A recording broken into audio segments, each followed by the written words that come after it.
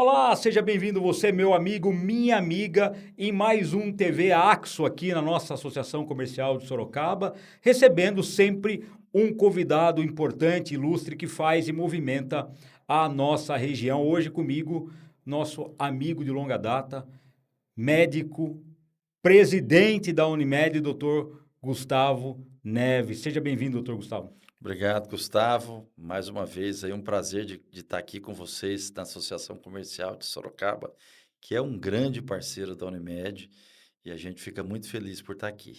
A Unimed mais uma vez participou conosco da nossa premiação, né, o terceiro prêmio Melhores do Ano, sempre dando ênfase ao empreendedorismo. A Unimed, que também é uma instituição empreendedora, uma das mais empreendedoras de Sorocaba e região. Eu gostaria que o senhor destacasse a importância dessa parceria.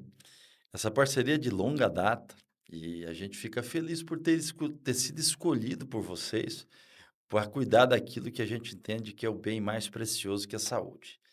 E ficamos muito felizes de ter sido, inclusive, ganhadores do prêmio desse ano.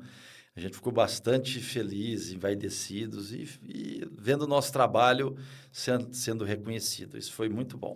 A Unimed ganhou o prêmio Empresa de Grande Porte, né, pela sua excelência, pela sua capacidade de atendimento e também pelo reconhecimento popular. Lembrando que a premiação ela tem um corpo de jurados, né, pessoas técnicas, mas também é aberto à votação popular e a Unimed foi a vencedora com um número expressivo de votos. Muito bom para a gente, que hoje nós somos a segunda empresa em termos de volume de pessoas trabalhando, né? Hoje temos na cidade de Sorocaba 3.580 colaboradores e 1.236 médicos. É uma empresa que hoje se tornou uma empresa muito relevante em Sorocaba. Quando a gente é reconhecido por vocês, clientes, e pela população, isso para nós é motivo de muito orgulho. Doutor Gustavo, qual que é o maior desafio hoje, você à frente da presidência da Unimed, e qual é o maior desafio da unidade, do hospital, enfim, do grupo todo, em termos de crescimento? Gustavo, o grande desafio é nós temos um mercado que ele está, em termos de volume de clientes, que é o mercado de saúde suplementar. Ele não tem crescido em termos de volume no Brasil. Nós estamos em 52 milhões de pessoas com plano de saúde. Isso não tem crescido muito nos últimos tempos, praticamente na última década. Por quê? Porque os custos em saúde são crescentes. A gente tornar uma empresa como desse ramo nosso, uma empresa que continua crescendo, expandindo, oferecendo bons serviços e se mantendo sustentável, é um desafio muito grande, porque nós oferecemos um tipo de serviço que ele tem um custo e quem paga por isso são os nossos clientes, empresas, pessoas físicas. E a gente sabe da dificuldade que a gente tem hoje em termos de economia no país. Então, qual é o maior desafio? Manter a sustentabilidade e manter a qualidade desse atendimento. A Unimed cresceu, o Hospital Miguel Sueiro, Dr. Miguel Sueiro, cresceu muito, né? Eu me recordo de alguns planejamentos que foram executados, estão sendo executados, e um desses planejamentos inclui o centro de formação que vocês têm dentro do hospital. Gostaria que o senhor falasse um pouco da importância e como a Unimed vê essa questão da capacitação acadêmica para colaboradores atuais e futuros colaboradores. Vou falar primeiro da expansão. A gente terminou um ciclo de expansão já no começo desse ano, que a gente aumentou o número de leitos em 35%, salas cirúrgicas em 50%. Dobraram, quer Nós dizer. dobramos. A gente viveu naquele hospital alguns gargalos assistenciais em termos de crescimento de clientes que tivemos. Ficamos satisfeitos, porque dobramos o número de clientes próprios nos últimos 5 anos, mas isso levou a alguns gargalos. Então, a gente resolveu esses gargalos, ampliamos a emergência, estamos reformando toda a emergência agora, terminando a última obra, e o centro cirúrgico, internação, novos equipamentos de diagnóstico. Crescemos em mais um outro hospital, que é o Hospital Unimed Centro, que nós montamos. Crescemos na Zona Que é na Norte. Salvador Correia ali, né? Exato, crescemos na Zona Norte. Ampliamos, por exemplo, diagnóstico no Iguatemi. e também ali onde era a nossa primeira unidade, na JK, nós reconstruímos tudo. Então, nós passamos por uma fase de muito investimento em estruturas. Estamos terminando parte delas agora. E montamos uma estrutura de ensino e pesquisa. Então, a instituição de ensino chama IEP, Instituto de Ensino e Pesquisa da Unimed, Sorocaba. O IEP, ele tem o papel de propiciar formação para uma formação complementar para médicos e para colaboradores da Unimed, e a gente também já começa a contribuir com a sociedade como curso de técnico de enfermagem. A gente começa esse ano, a primeira turma, que nós vamos qualificar pessoas para trabalhar na Unimed e outras instituições, mas com padrão Unimed, um padrão de formação. Nossos colaboradores que têm vivência acadêmica vão atuar, serão professores. A gente vai colocar elementos da nossa cultura organizacional Unimed Sorocaba, como a gente toma conta das pessoas com qualidade e excelência. A gente quer colocar, imprimir essa marca para as pessoas. Então, esse é um ponto. E temos o Centro de Pesquisa Clínica, que nós temos hoje parcerias com a indústria farmacêutica. Temos mais de 20 estudos clínicos, onde a gente oferece medicamentos inovadores para clientes e para outros pacientes para serem tratados. São medicamentos experimentais ainda? Exatamente. Alguns clientes, em algumas fases, eles são elegíveis à possibilidade de oferecer para eles tratamentos que são inovadores e tratamentos que eles, na grande maioria das vezes, se beneficiam. E a gente também faz parceria com a indústria, no sentido de ser mais um centro que contribui com o desenvolvimento de pesquisa no Brasil. Perfeito. A gente conversa com o Dr. Gustavo Neves, presidente da Unimed, parceiro nosso aqui da Axo. Doutor, a Unimed sempre divulgando, ganhando selos de qualificação, selos internacionais de reconhecimento, enfim. Gostaria que o senhor destacasse a importância do investimento na capacitação técnica, operacional e também administrativa. Gustavo, muito obrigado por você tocar nesse assunto. Os selos, porque as pessoas pensam que o selo é somente algo que agrega a nossa imagem. Não. Os selos, aí eu vou destacar os principais, que nós já fizemos esse ano, a recertificação. O primeiro deles, semana passada, Joint Commission.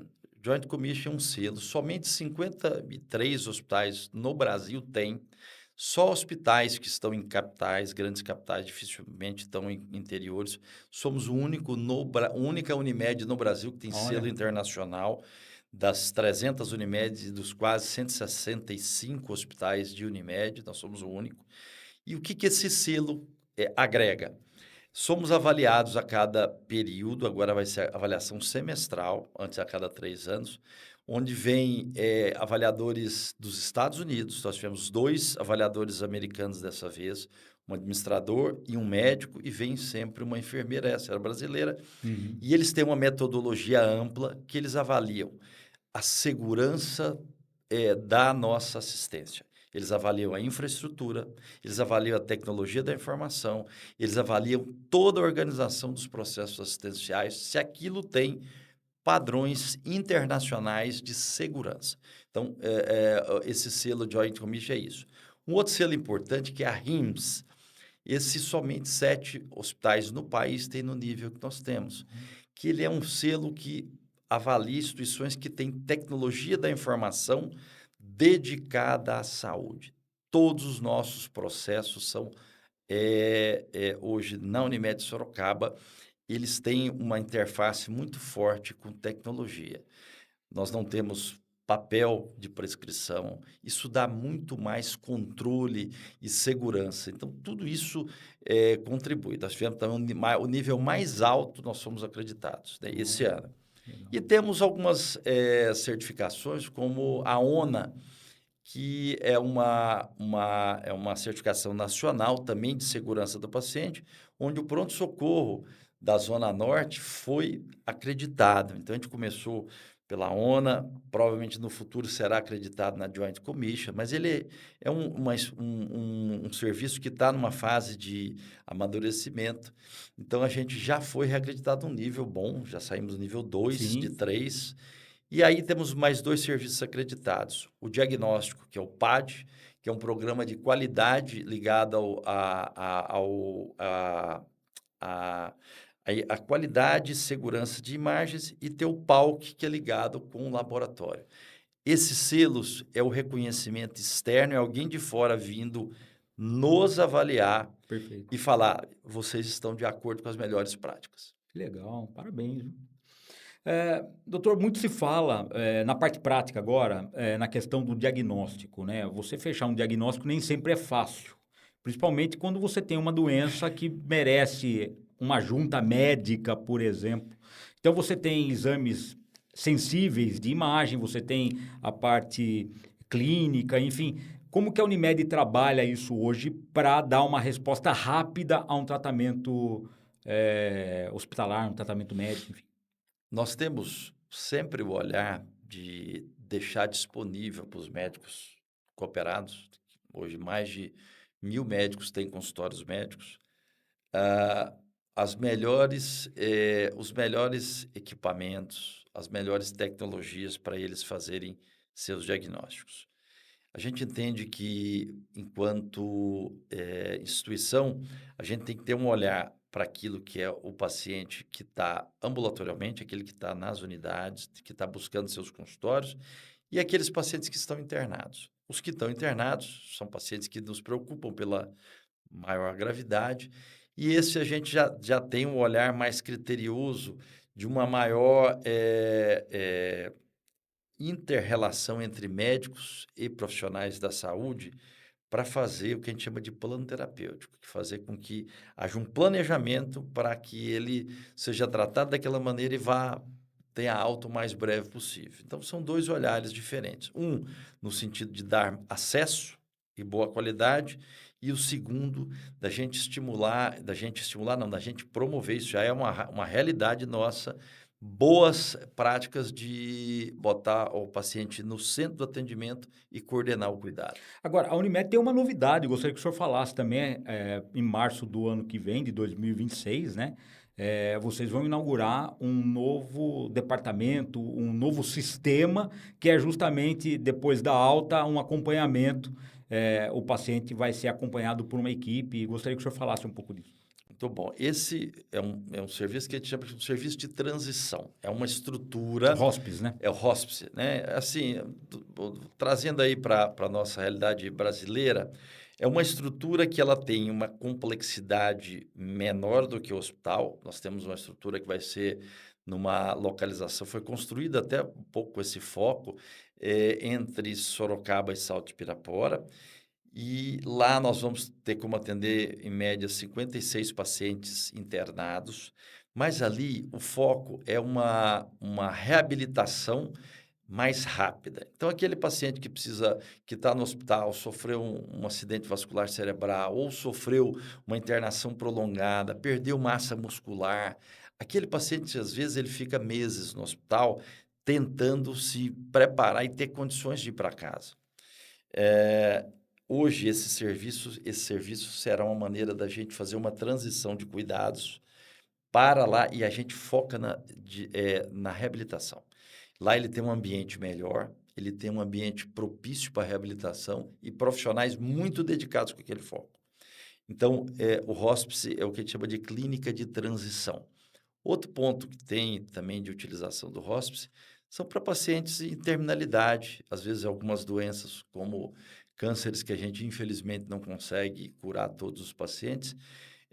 O fim de vida, às vezes ele fica muito difícil de ocorrer, às vezes na casa, né? Hoje nós temos serviços de atenção na casa do paciente e esse paciente vai para o hospital algumas vezes. Lá é uma possibilidade de uma atenção direcionada a perfis como esse. Então, reabilitação e também cuidados paliativos e terminalidade. A gente percebe, doutor, uma mudança de comportamento até do paciente, principalmente depois da Covid, né? Você tem pacientes que até hoje permanecem com algumas sequelas, precisando fazer fisioterapia, questão pulmonar, de reabilitação. O hospice, por exemplo, tem a ver com isso também? Tem. Especialmente esses pacientes que são, a gente chama de pacientes com múltiplas morbidades, né? Então, pessoas, e hoje a gente tem muito isso, pessoas que carregaram na vida, são pacientes que têm problemas cardíacos, pulmonares e tudo isso. E esses pacientes ficam num limiar muito tênue, às vezes são na casa deles cuidados, em casa, às vezes por atenção domiciliar, e às vezes eles precisam de uma atenção um pouco mais intensa do que nas suas casas, mas eles não precisariam estar no hospital. Às vezes vão para o hospital e dentro do hospital o que que acontece? O hospital é uma estrutura que ela tem uma função principalmente de cuidar dos pacientes graves, né? Então, e no hospital às vezes ele não tem uma condição de mobilidade maior, a gente entende que isso vai ajudar esses pacientes. Eles vão, talvez, fazer uma transição do hospice para o hospital. Se precisar do hospice e para o hospital, sem problemas, a gente, né, Uhum. coloca lá e vai. Mas se ele conseguir ser cuidado de uma maneira melhor nessa estrutura, é mais agradável para ele e para os seus familiares. Agora, a Unimed também descentralizou alguns serviços, mas com muita excelência. No Shopping Guatemi, você tem atendimentos, e no Shopping Cidade também, atendendo toda a região da Zona Norte. É um investimento importante que traz um benefício para o paciente e também ajuda a Unimed a levar os serviços para os quatro cantos de Sorocaba. Gustavo, eu vejo isso. Obrigado mais uma vez por essa Uhum. pergunta. Por que fizemos isso? Primeiro, que eu acho que tem que ter um compromisso nosso, enquanto empresa que promove e serviços de saúde para as pessoas, é dar acesso. Acesso. Eu não posso vender um serviço e não ter acesso. Isso é uma fraude. Quando a gente vende e não entrega, isso é uma fraude. E ninguém vai para frente sem entregar. Várias instituições que hoje que concorrem conosco, já concorreram, estão em franco declínio porque elas não conseguem entregar o que vende. Então, foi um compromisso nosso. Quando nós assumimos a Unimed Sorocaba, há 5 anos, a gente tinha restrição de acesso, tinha dificuldade. Eu brincava que nós éramos um banco que só tinha um caixa eletrônico. Então, o que que a gente fez? Ampliou o acesso. As pessoas não precisam ir só no hospital para fazer exame. Elas têm hoje o Iguatemi, elas têm a clínica, na Zona Norte elas têm o Shopping Cidade, ela tem a JK, e é possível que a gente até amplie outros locais de Na atendimento. General Osório tinha um atendimento também da Tem Unimed. também, Tem, né? tem. Lá é uma atenção ligada alguns perfis de clientes. Clientes crônicos, transtorno do espectro autista, lá tem um atendimento focado nisso. Mas a gente entende que isso ajudou a fazer o quê? O cliente passa a ter mais opção de acesso e com isso nós reforçamos o quê? A nosso compromisso de prestar saúde com qualidade. Nós somos uma empresa de médicos, né? Nós temos um viés ético. Nós, como médicos, não podemos falhar com a ética de deixar de oferecer serviços de saúde para as pessoas que nos contrataram. Então, esse é um motivo de compromisso da Unimed Sorocaba de entregar aquilo que ela vende. Perfeito. A gente conversa com o Dr. Gustavo Neves, presidente da Unimed, parceiro nosso aqui da Axo. Doutor, falando agora na parte pragmática das doenças, diseases, né, em inglês, como que o senhor avalia hoje a saúde do sorocabano? Eu sei que eu dou exemplo do sorocabano como um todo, podia ser do paulistano, podia ser do campineiro, enfim. Como que o senhor avalia hoje a saúde nossa, do cidadão? Gustavo, eu acho que nós temos algumas preocupações. A primeira preocupação é com a questão do envelhecimento. Mudou. O nosso modelo mudou muito rápido nos últimos anos. As pessoas estão vivendo mais medicamentos, condições melhores de vida. Viver mais não significa viver melhor. Então, para mim, um grande foco, vamos colocar, se eu fosse alguém que tivesse com a função de tomar conta da saúde pública, né? Se eu fosse um secretário de saúde em Sorocaba, eu teria duas preocupações. A primeira, promover programas de medicina preventiva nos bairros dentro dos centros de saúde. O que seria medicina preventiva? A sua ótica. Focado em cuidar das doenças que são mais prevalentes.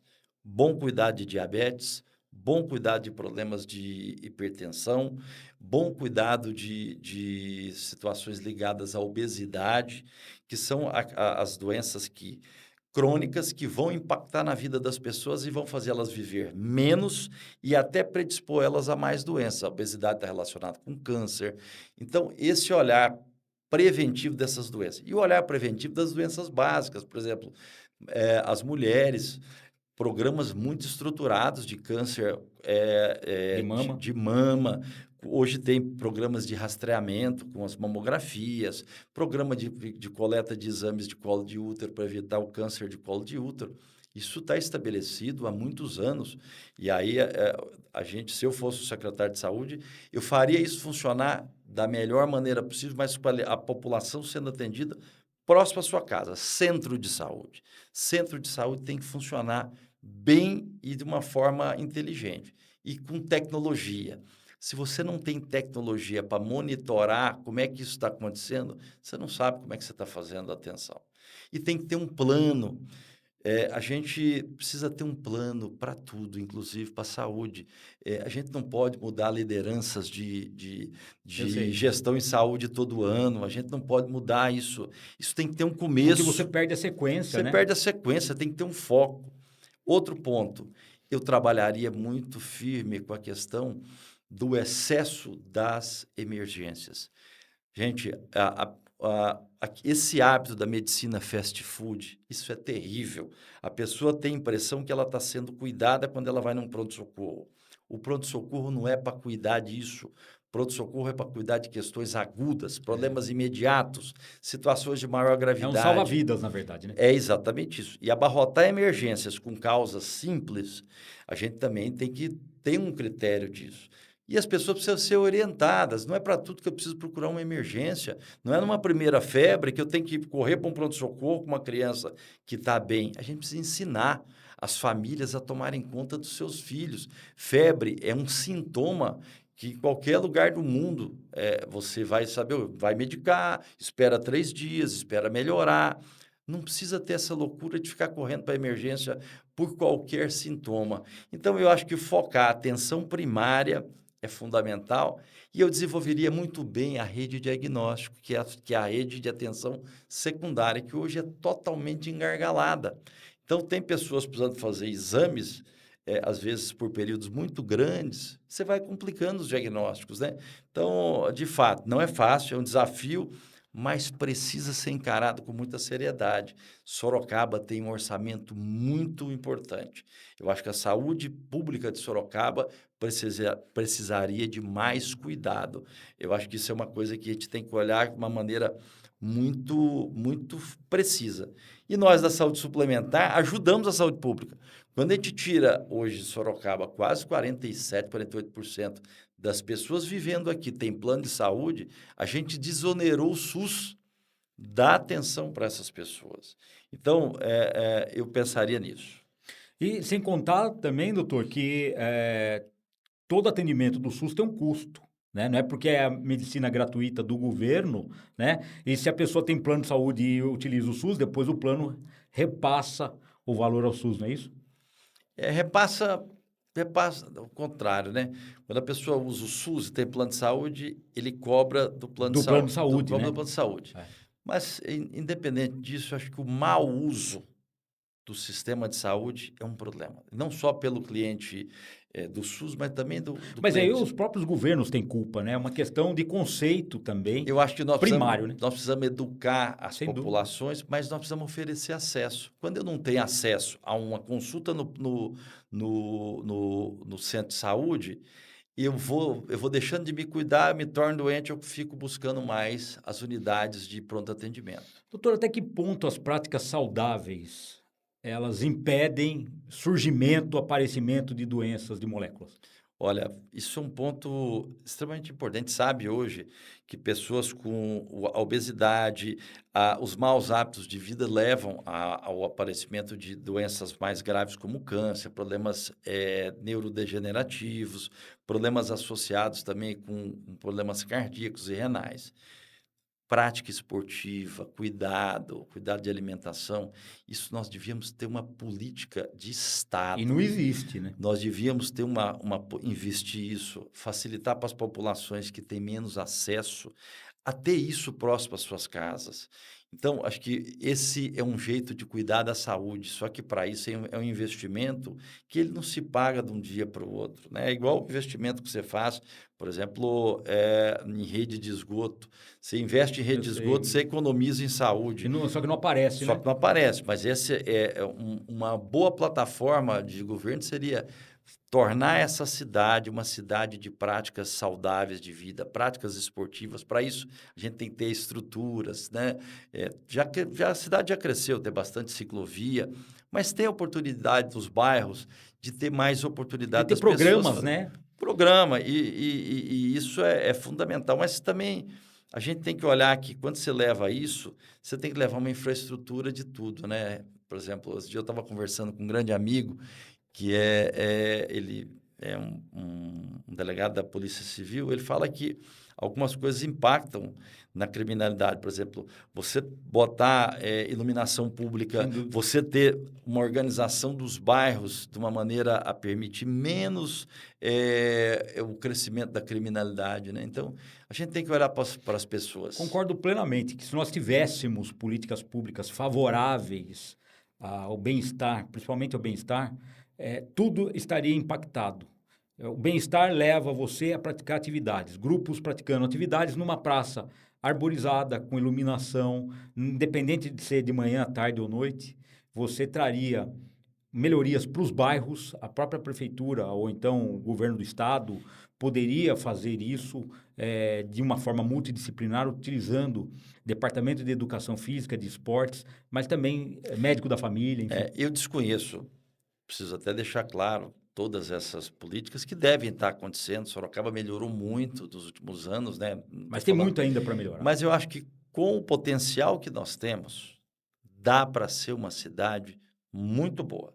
E eu acho que a gente tem que evoluir isso com foco no bem-estar, mas lá sabendo que o bem-estar vai levar a melhores condições de saúde.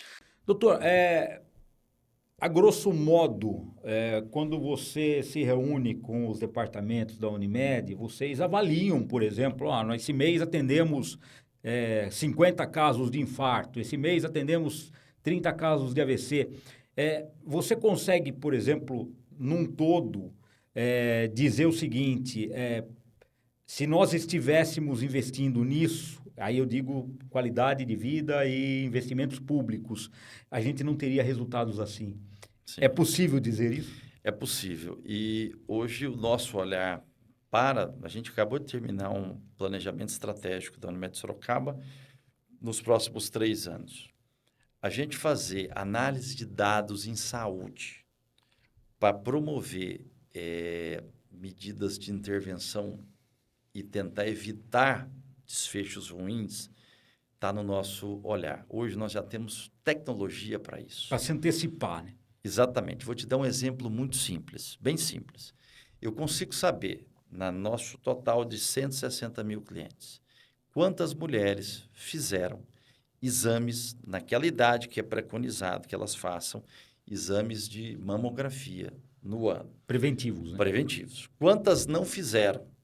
Se eu tenho aquela quantidade que não fez, eu tenho que começar a preocupar com elas e fazer uma busca ativa. Por quê? Se eu deixar, eu tenho uma chance de escapar algum paciente desse que vai desenvolver um câncer e eu poderia diagnosticar numa fase precoce, fazer um tratamento, às vezes, somente cirúrgico, do que eu deixar as coisas acontecerem. Então, os planos de saúde, eles têm que... agora, o desafio principal é virar de verdade plano de saúde. Porque até o momento nós somos os planos da doença. Ok. O plano da doença eu só sou reativo. Eu trato quando a doença está estabelecida. O plano de saúde, ele olha das condições que são mais impactantes e ele fala, olha, eu tenho aqui um perfil de clientes que tem grandes chances de ter um problema sério e eu vou intervir. Um exemplo, nós mandamos para os nossos clientes alguns questionários sobre questão de ideação suicida, pessoas que tivessem em condições de vida relacionadas a risco de suicídio, né? Que é um problema Sem seríssimo, dúvida. né? E já tivemos essas pessoas que responderam. Aquelas que responderam, nós já captamos, estamos com ela trabalhando. Temos o NAIS, que é o Núcleo de Atenção Integrada à Saúde, ele coordena uma série de programas de saúde preventiva, mas focados em quem mais precisa. Qual que é o grande problema de prevenção? Você, às vezes, prega para convertidos.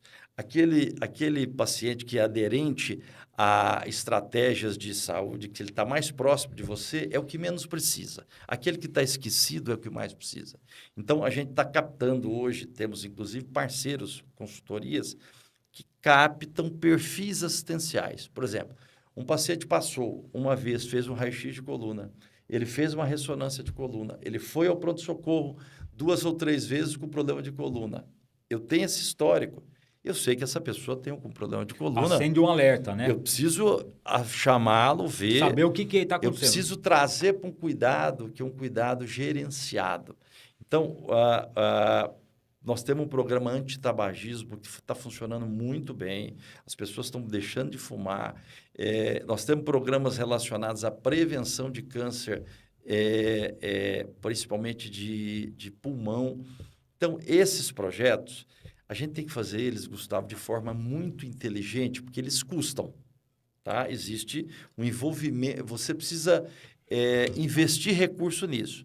Hoje, para você investir recurso com a melhor eficiência, você precisa contar com a tecnologia, te falando até com um programa com situações de inteligência artificial que consegue identificar padrões de utilização e falar, olha, esse perfil de cliente, provavelmente esse indivíduo tem uma chance grande hoje de desenvolver tais doenças. Então, o momento atual é a gente desenvolver essas inteligências para a gente conseguir ter uma visão preditiva. Esse é se eu terminar o meu período na Unimed tendo implantado isso, que eu acho que vai ser um grande diferencial para a saúde das pessoas. Até porque, doutor, eu penso o seguinte, o senhor me corrija se eu estiver equivocado, você prevenir é muito melhor para o paciente, obviamente, desafoga as unidades de tratamento também, só deixa para quem realmente não teve condição de ter um diagnóstico precoce, né? E você trabalha com os indicadores a benefício da saúde pública. Exato. E o principal, Gustavo, a gente cuida das pessoas melhor, né? Ninguém precisa ficar doente. Se eu tiver uma condição que eu consiga prevenir, é tudo que a gente precisa. A gente quer cuidar do doente, sim, é o nosso objetivo. Mas nós temos que ter uma mudança de perfil assistencial. Nós temos que começar a cuidar das pessoas para que elas não cheguem nesse ponto. E tem como fazer isso? Tem como.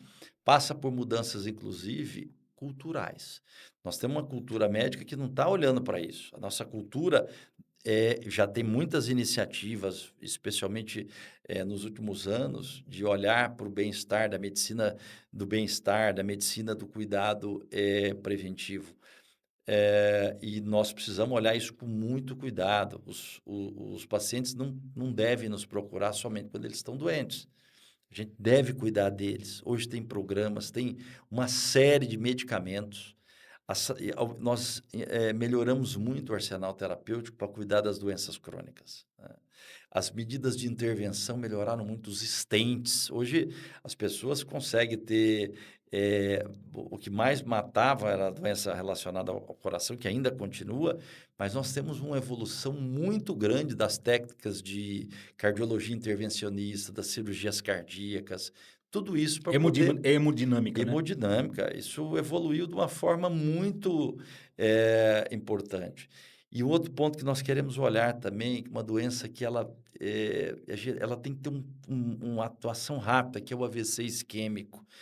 E está Pessoas dando muita gente com idade baixa. E o AVC isquêmico tem uma janela de período. Se o paciente não chegar em até 3 horas no hospital do primeiro sintoma, você perde a oportunidade de fazer um tratamento com ele, que você faz a desobstrução, aplica uma medicação que ela dissolve o coágulo e ele tem chance de melhorar imediatamente. Então, são possibilidades que a gente vai ter que trabalhar com elas muito fortes. Existe o isquêmico e o hemorrágico, que, né? Por que, na sua opinião, doutor, aí é uma questão não tem a ver com a sua atuação, mas a sua opinião como médico. Por que pessoas muito jovens estão tendo esse tipo de doença?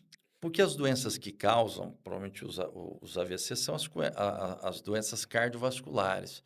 Os hábitos de vida, o estresse, os hábitos de vida, o mau controle da hipertensão arterial, Que as pessoas não aferem, né? não afere. E você, Quer quando dizer, não a tem pessoa às vezes tem pressão alta e não está nem sabendo, né? exato, pressão alta, um nível estressante de Não vida, faz exame não faz de exame, não faz cuidado, HDL, não faz exame de colesterol, né? não cuida das condições que propiciam esse tipo de coisa, né? Que esse tipo de doença. Então, Tem a ver seria muito também, bom se a gente pudesse cuidar eu mais vou cedo. provocar aqui, preciso provocar. Tem a ver também com esse excesso de cuidado do bem-estar do corpo, pessoas muito jovens indo para as academias, tomando remédios que são duvidosos, suplementos que são duvidosos e tendo problemas referentes a isso, Olha, doutor? eu não vou poder falar para você sobre isso por um motivo, porque eu não estudei tecnicamente sobre isso. Mas Seria isso serve de conversa É, entre os o que médicos, que né? me preocupa, É. tá? Eu entendo que isso é uma coisa que eu, como médico, eu não sei falar porque eu não me dediquei a estudar sobre isso, tá? Perfeito. Mas hoje me preocupa muito a questão do abuso dos hormônios, né? Nas academias, o abuso dos hormônios para as mulheres, para os homens. Pessoalmente, eu não sei estimar para você o que isso tem de dano à saúde dessas pessoas a médio e longo prazo. Mas é algo que me parece um pouco estranho, porque foge muito da questão natural, né, da nossa vida. Acho que a utilização desses anabolizantes e tudo isso me parece ser uma situação que vai, num curto, médio prazo, trazer consequências que eu acho que para a saúde dessas pessoas, me parece. Perfeito. Mas eu vou ter que estudar mais Não, sobre mas isso, não e sei. até no hospital você deve ter os índices, por exemplo, de gente jovem Já passando por tratamentos assim, né? não posso te falar sobre isso, não sei. Mas eu já tive a oportunidade de ver pessoas jovens com problemas cardíacos graves, hipertensão associado com o uso de Ah, anabolizantes. perfeito. Doutor, no seu campo agora, na sua área de especialidade, a oncologia, principalmente infantil, o senhor atende ainda no GEPASSE, faz um atendimento, aliás, belíssimo, porque você administra um hospital, mas também atende crianças vítimas, enfim, de uma doença tão difícil que é o câncer, né? Eh, como anda hoje a tecnologia e também a questão evolutiva dos fármacos para reduzir o drama dessas crianças? Excelente pergunta. Primeiro, a oncologia pediátrica, infelizmente, ela alcançou um platô nos últimos 15 anos de taxas de cura, que chegou em torno dos seus 65, 70% no Brasil, mas a gente evoluiu pouco além disso. Por que que evoluímos pouco? Porque a gente não conseguiu ainda implementar com qualidade diagnóstico precoce. Primeiro ponto. Ainda temos muitos pacientes chegando com doença muito avançada para nós. Isso é uma experiência nossa, mas é uma experiência do Brasil inteiro. Outro ponto, o desenvolvimento de tecnologias também melhoraram algumas técnicas cirúrgicas, a radioterapia melhorou em termos de qualidade, dando menos efeitos tardios para essas pessoas. São tratamentos que estão mais acurados. Mas a principal arma, que são os medicamentos, eles têm um problema de acesso. Primeiro, câncer infantil corresponde a 5% do volume de cânceres em relação aos adultos. poucos laboratórios desenvolvem drogas específicas para câncer infantil. Então, o que nós temos são drogas que vieram do desenvolvimento de câncer de adulto, por exemplo, uma doença como câncer de pulmão, eu tenho uma droga, e essa droga depois eu testo em criança e eu começo a ter a É perspectiva adaptada, né? adaptada.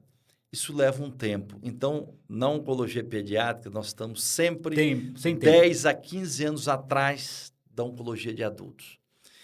E qual que é o outro problema? O acesso, pela questão do custo.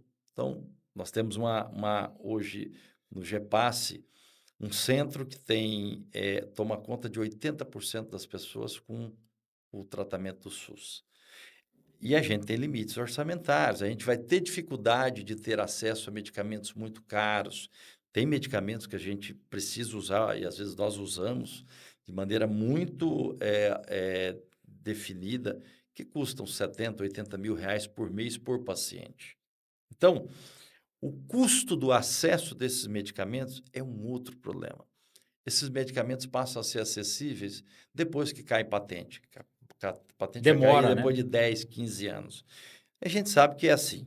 Então, eu vejo que nos últimos 10 anos, 20 anos, vamos botar, eu estou na oncologia pediátrica, eu comecei minha formação, eu sou formado, vai completar agora 28 anos, eu estou na oncologia pediátrica há 25 anos. Eu vi bastante evolução de medicamentos, drogas, mas eu esperava uma evolução mais rápida. Talvez os próximos anos acelere. O câncer do adulto mudou. Câncer de pulmão, as pessoas viviam 11 meses com pulmão avançado, hoje estão vivendo 5 anos, né? Mas o custo embutido nos medicamentos, o custo do tratamento do câncer, ele vem crescendo de uma forma estrondosa, principalmente no adulto. E a criança ficou um pouco para trás nesse sentido, porque ainda nós estamos esperando que esse movimento todo de novas drogas possa estar acessível para a gente nos próximos anos. Qual que é a maior sensibilidade, doutor, no tratamento por uma criança que tem um câncer avançado? Nós sabemos que o índice de remissão também é alto para um câncer infantil, mas qual que é a maior sensibilidade que o médico tem que ter no diagnóstico, na assertividade para reduzir o drama de uma família, por exemplo? Um câncer infantil numa família, ele impacta toda a família. Que a mãe se trabalha, tem que parar de trabalhar para ficar acompanhando a criança. Impacta a vida dos irmãos, do pai. É um tratamento que tem que ter muitas idas ao hospital, então a pessoa fica muito dedicada àquilo. É um tratamento sofrido para as crianças. As drogas que a gente está usando para criança ainda são drogas que dão muito efeito colateral. São drogas de químio ou de hormônio? A gente usa mais quimioterapia, algumas vezes hormonioterapia, mas muito mais quimioterapia, que é uma classe de drogas. Rádio não, né? Criança não faz também? Faz radioterapia também. Quimioterapia é uma classe de drogas descoberta na década de 50 e 60, né? Hoje as drogas descobertas recentemente, a gente chama elas de drogas de terapia-alvo. Eu sou mais específico e eu dou menos toxicidade. Então, o câncer da criança está muito baseado em quimioterapia. E quimioterapia é droga tóxica. Ela deixa a criança mais vulnerável a infecções, a complicações, cai cabelo, E baixa totalmente fere a a resistente da boca, criança, né? atrapalha que a criança emagrece, porque tem dificuldade de alimentar. É um tratamento sofrido. O tratamento da criança com câncer, apesar da gente ter boas chances de cura, é porque as crianças superam aquilo, mas não é fácil. É muito Mas a criança difícil. entende que ela está com uma doença muito perigosa? Ela consegue ter esse discernimento? Depende da faixa etária. Os pré-adolescentes e adolescentes, sim, têm total conhecimento, total consciência disso. As menores, não. Elas têm uma vivência mais lúdica. Mas elas são internadas muita picada, muito procedimento doloroso. Então, não é fácil tratar criança com câncer. O GEPASSE faz um trabalho maravilhoso. E eu falo isso que a gente precisa apoiar o GEPASSE mais. A sociedade entende que o GEPASSE resolveu um problema, não resolveu. O GEPAS tem hoje desafios de sustentabilidade absurdos, porque Que é muito caro, né? Tudo nós muito nos caro. tornamos um hospital pediátrico que oferece saúde de pediatria à população de Sorocaba, não só com câncer, temos 30 Sim. leitos de internação, a gente tem custos, a gente tem muita dificuldade para manter aquilo funcionando num padrão bom. Então, eu às vezes olho que parece que a gente esqueceu esse problema. No passado, o câncer infantil ele era algo que nos tocava mais. Ah, não está resolvido. Não está resolvido.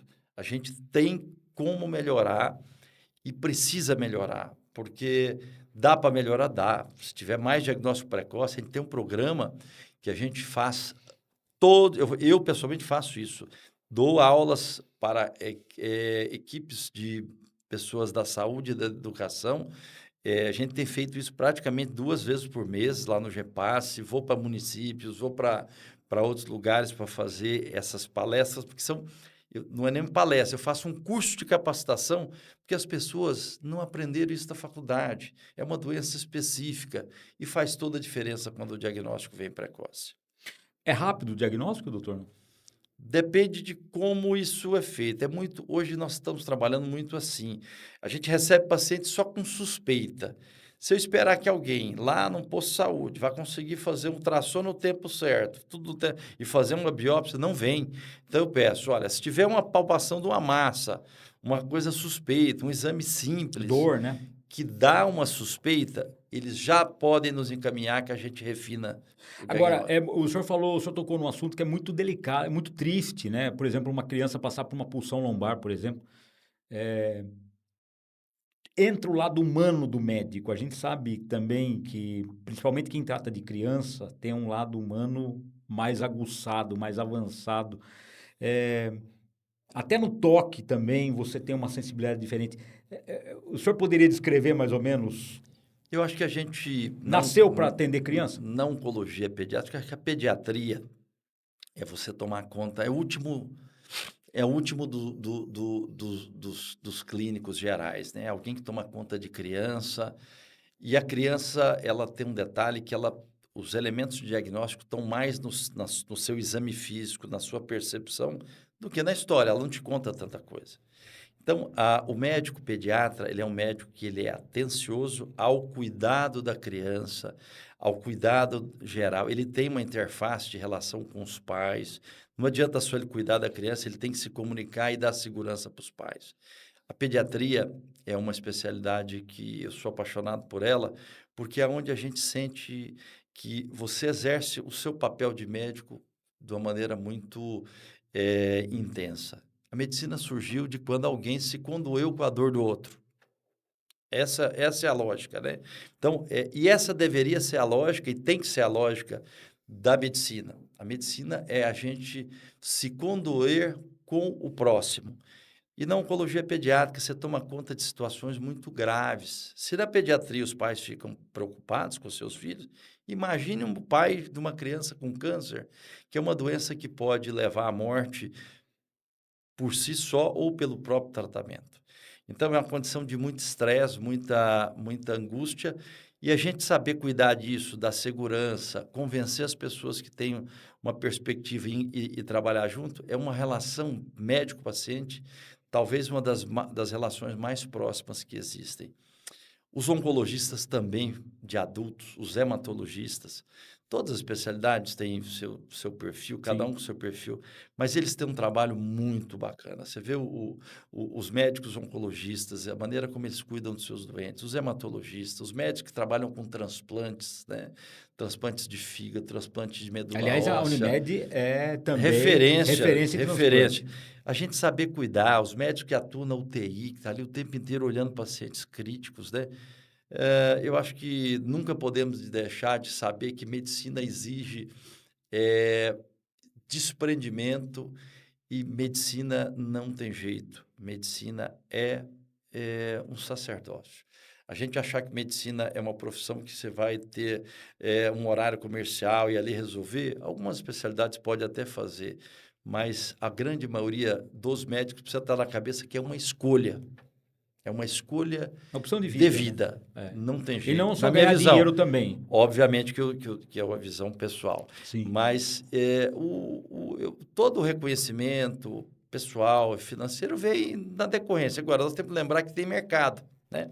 O mercado é algo que é uma lei natural. Quanto mais oferta, Sem dúvida. menor é o valor que se paga Sem por dúvida. aquilo, né? Sem dúvida. Então, achar que a gente vai conseguir, que o médico hoje, um país como o nosso, que está soltando milhares de médicos todos os anos, Vai chegar um ponto já chegou. Nós temos uma que medicina. você vai, né? Nós temos hoje dificuldade de médico arrumar emprego em plantões, às vezes em locais que antigamente tinha muita oferta. Hoje Antigamente não. caçavam médico, Caçar, né? hoje tem médicos se submetendo a trabalhos ruins, né? Sem dúvida. E qual que é o meu maior crítica? Essas pessoas mais mal preparadas estão trabalhando nos locais de menor condição técnica, é onde as pessoas mais simples precisam. Isso é a pior coisa que pode ter acontecido. E aí eu vou pegar esse gancho já para a gente já finalizar, nessa área sua, que é a área infantil, do caso que aconteceu em Manaus, da médica receitando adrenalina por uma questão de faringe, né, de laringe, e intravenosa, a técnica de enfermagem aplicou a adrenalina de forma intravenosa, o menino de 6 anos veio a óbito. Posso te dar uma visão pessoal disso aí? A gente, pacientes com laringite, que é o caso, você vai prescrever adrenalina numa quantidade maior inalatória. Então, 3 a 5 ampolas, você bota a criança para inalar, é um quadro grave. É um quadro grave, que a criança chega, às vezes, com dificuldade de respirar. É da glote, né? Você trava a glote, né? E você coloca e ela melhora rápido. Às vezes, aí é grande problema que a gente tem, os cuidados de segurança da assistência. Se eventualmente, eu tenho, na hora que eu prescrevo num sistema, e eu tenho uma falha de digitação, em vez de eu colocar inalatório e o sistema me sai endovenoso, é um risco. Então, hoje, travas de sistema precisam nos ajudar. O profissional de enfermagem também precisa ter um olhar que, poxa, como é que eu vou aplicar 3 ampolas na veia de uma criança? Precisa também ter um outro lado, né? Então, isso é um clássico... uma soma de erros, né? É uma soma de erros. Que a gente chama de igual quando cai o avião, né? É a teoria do queijo suíço, né, que vai tendo. Então, quando a gente trabalha com as certificações de qualidade... Isso não acontece. Até pode acontecer, mas assim, o risco é reduzido porque você tem travas que podem acontecer. Você vai buscando travas para que isso não aconteça. Então, eu acho que uma situação dessa, eu acho difícil, eu não vi o caso como um todo. Mas o senhor acompanhou nas redes sociais, né? Eu não estou sendo corporativista, porque eu não sou sim. De achar que não tem a responsabilidade. Tem, lógico. Porque quando eu prescrevo alguma coisa, eu tenho que ler o que eu prescrevi. Né? Eu tenho que ler, não adianta eu só prescrever, eu tenho que ler. Se aquilo saiu de uma forma com algum erro, eu também tenho o papel, né? Mas eu acho que ali é uma falha assistencial que totalmente passível de ser evitada. Isso é que é o grande problema. Perfeito. Doutor, para a gente encerrar, finalizar, de tudo isso que nós conversamos, debatemos, enfim, como o doutor Gustavo Neves chega em 2026? O que você espera de 2026? Nós chegamos muito felizes pelo trabalho feito em 2025 e nós chegamos com muita expectativa para o que nós vamos entregar na Unimed Sorocaba em 2026. Grandes projetos, novidades, inovações que vai beneficiar os nossos clientes, vai melhorar a condição de trabalho dos nossos cooperados e colaboradores. A gente quer melhorar a cada dia, a gente quer se tornar melhor naquilo que a gente sabe que é o nosso propósito. O propósito da Unimed Sorocaba que está escrito, acordado com toda a instituição, cuidar das pessoas com excelência. A gente quer fazer isso sempre e para isso nós vamos trabalhar de uma forma contínua em 2026. Perfeito. Doutor Gustavo, obrigado pela paciência, pela entrevista. Às vezes eu faço perguntas também que incomodam, mas dentro do contexto. De maneira alguma. Na verdade, é muito bom a gente tocar até em outros assuntos, né? E a gente fica feliz de poder dar a nossa opinião, que é meramente a minha opinião. Às vezes pode ser um pouco controverso, mas a gente está num país democrático, a gente Sem pode falar o que dúvida, pensa, né? claro, sem dúvida. Eu agradeço de coração, a Axo agradece, Obrigado. portas abertas, e em 2026 contamos com vocês novamente aqui no podcast, trazendo as novidades, assim que houver a inauguração do centro de reabilitação, o senhor volta também. Vamos convidar sempre vocês, são grandes parceiros, importantes parceiros, e vocês são convidados sempre nos nossos eventos e nas nossas inaugurações. Espero vocês lá também. Obrigado, doutor. Esse foi o doutor Gustavo Neves, presidente da Unimed, médico também do GEPAST, oncologista, enfim, pediatra, uma pessoa de um nível espetacular, sincero e também com muita sensibilidade para tratar de diversos assuntos aqui na nossa TV Axo. Agradeço a sua participação e até mais um episódio com uma personalidade de relevância, sempre aqui para o nosso associado ou associada. Fique com Deus. Até o próximo episódio.